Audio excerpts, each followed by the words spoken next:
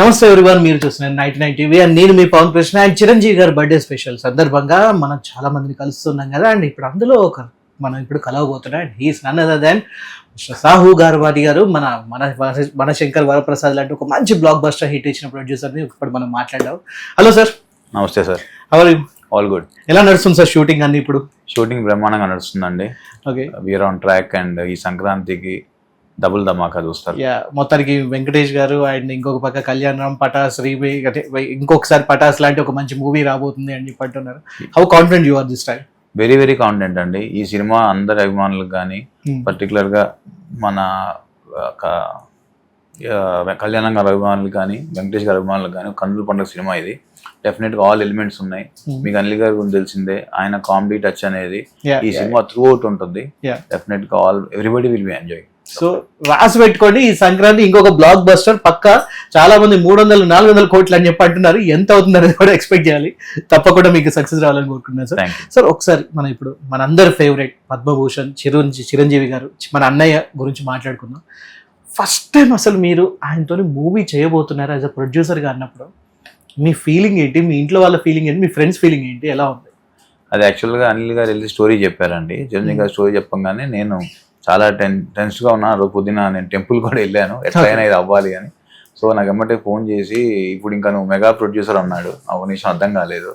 So ఎమ్మటే చిరంజీవి గారు story okay చేశారు.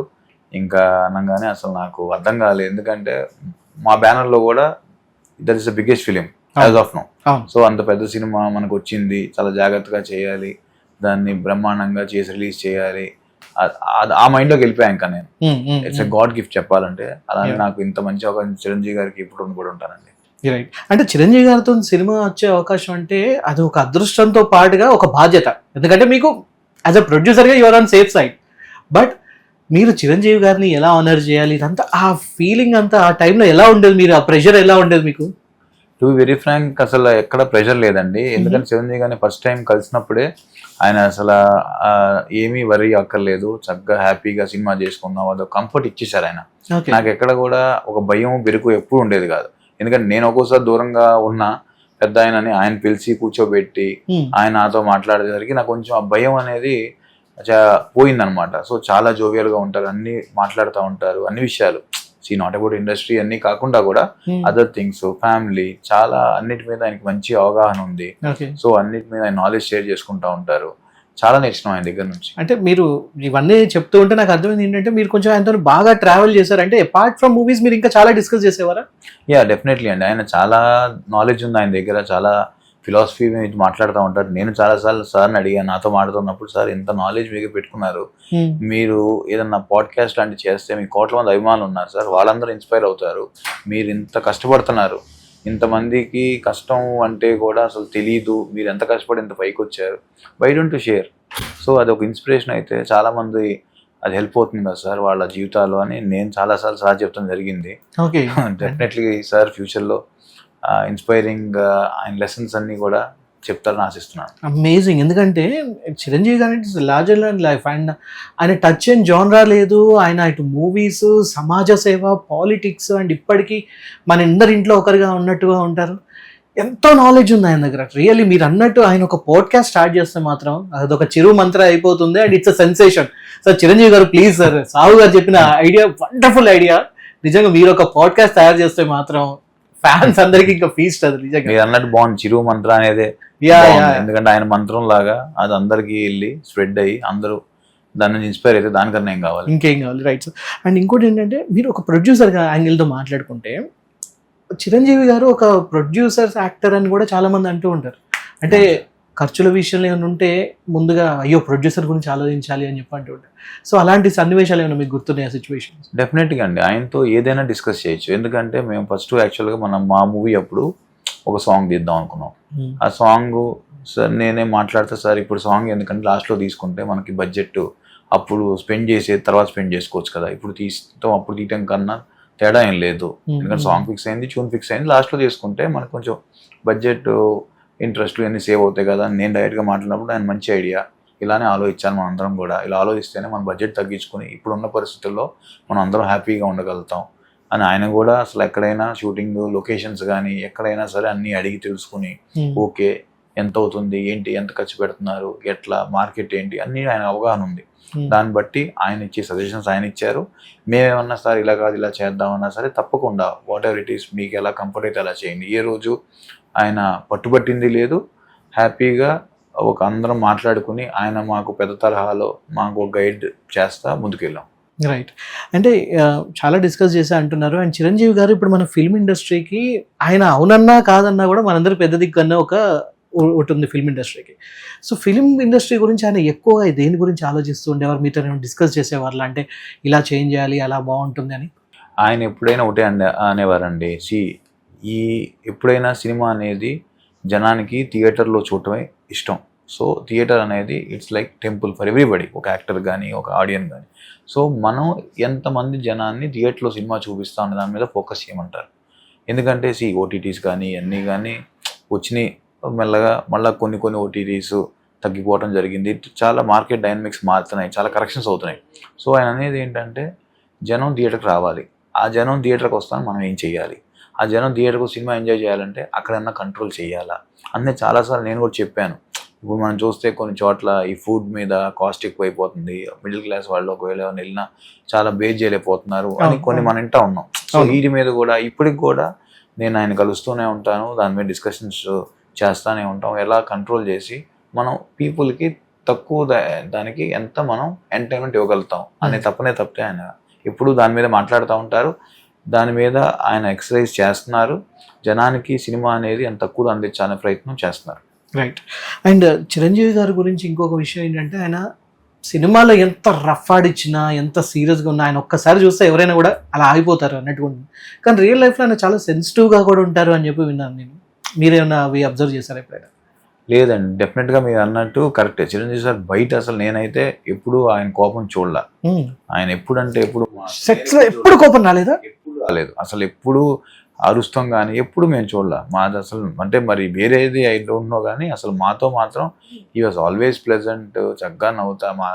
చాలాసార్లు చెప్పారు, ఆయన కూడా చెప్పారు స్టేజ్ మీద, ఈ సినిమా అయితే నాకు 6 నెలల్లో పిక్నిక్ లాగా అయిపోయింది, అందరం ఫ్యామిలీ లాగా చేసామని చాలా ఈవెంట్స్లో కూడా ఆయన అన్నారు. సో అలానే అయింది. ఫస్ట్ టైము ఆయన సినిమా కంప్లీట్ అయినాక కూడా ఎమోషనల్ అయిపోయారు. మా యూనిట్ అందరూ కూడా సినిమా అయినాక ఆయన చెప్పిన మాటలకి చెప్పారు ఇందాక, ఆయన ఫిలాసఫీ మీద లైఫ్ మీద మాట్లాడినప్పుడు అందరూ ఏడ్చేశారు యూనిట్లో.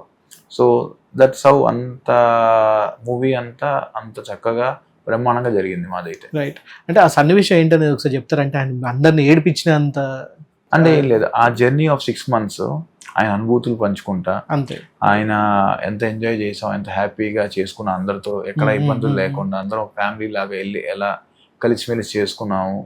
అట్లా ఆయన ఫీల్ ఏంటంటే చాలా రోజులైంది ఇట్లా చేసుకుని సినిమా అంటే ఇలా చేసుకోవాలి, అందరూ బాగుండాలి అనేసరికి యూనిట్ అంతా కూడా సడన్ గా ఒక నిమిషం ఒక స్మాల్ అందరికి కళ్ళలో నీళ్ళు తిరిగిపోయినాయి.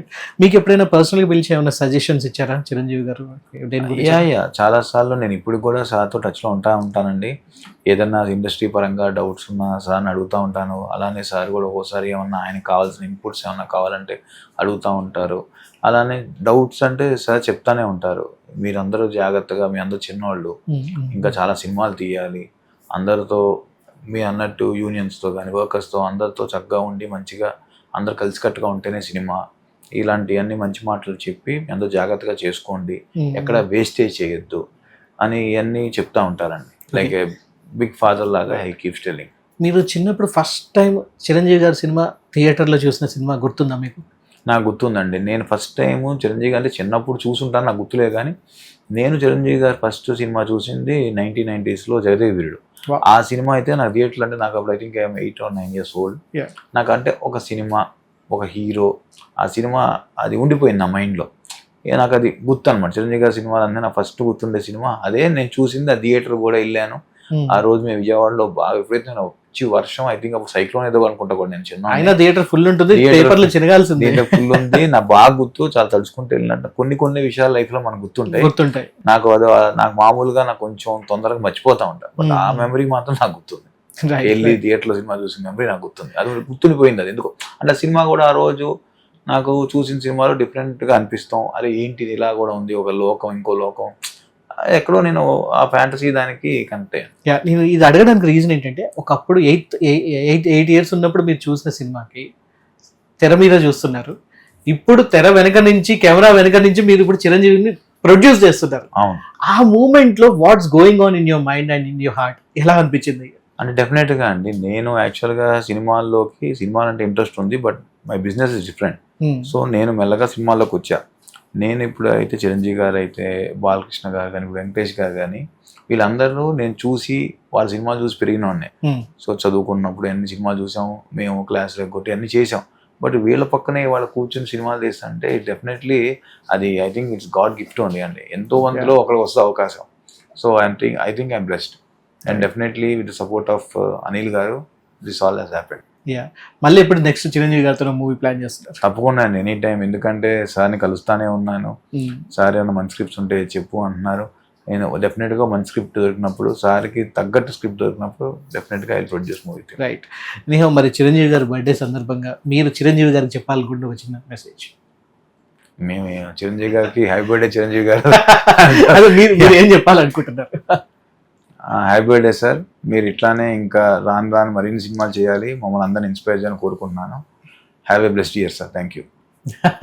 సో ప్రొడ్యూసర్ లానే మాట్లాడారు, మాటలు తక్కువ పని ఎక్కువ ఉండబోతుంది. Anyhow thank you so much sir for your time and me movie కూడా బ్లాక్ బస్టర్ హిట్ అవ్వాలని చెప్పి మనస్ఫూర్తి కోరుకున్నాను. నెక్స్ట్ సంక్రాంతికి తప్పకుండా మళ్ళీ మీట్ అవుతాం. Thank you so much sir. Thank you. So viewers, అన్నమాట సంగతి. తప్పకుండా లైక్, షేర్ అండ్ సబ్స్క్రైబ్ చేయడం మర్చిపోవద్దు. మళ్ళీ ఒక వీడియోతో మళ్ళీ కలుసుకుందాం.